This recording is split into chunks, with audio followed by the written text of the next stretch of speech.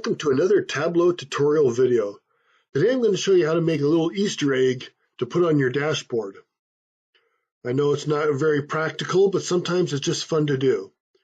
So I've created a new sheet. What I'm going to do in most of my files, I have a junk field that I have. It's one. I use it for hyperlinks usually. I'm going to drop this on the text. You're just going to see that's the number of records. Then you're going to come to the tooltip and add Weston Palmer created this dashboard in today's date. And you can see, oh, it pops up. Come to the text. You're going to make the text invisible, change it to white or whatever the background color is. Click OK. Come to our dashboard, and we're going to go to floating, and we're going to bring this over. I was usually going to call it something else, but let's bring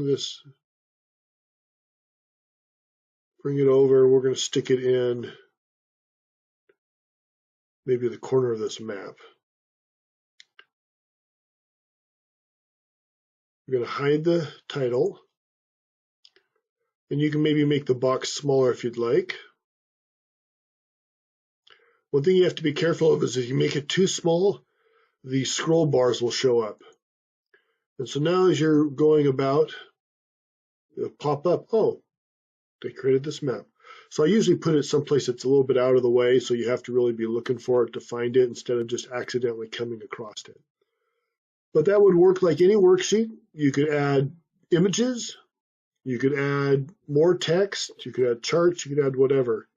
It's one of those little things that unless you know it's there, you won't know to look for it. Like I said, something fun to entertain your friends. Thanks for watching, and as always, leave comments, like the video, and subscribe. Thanks.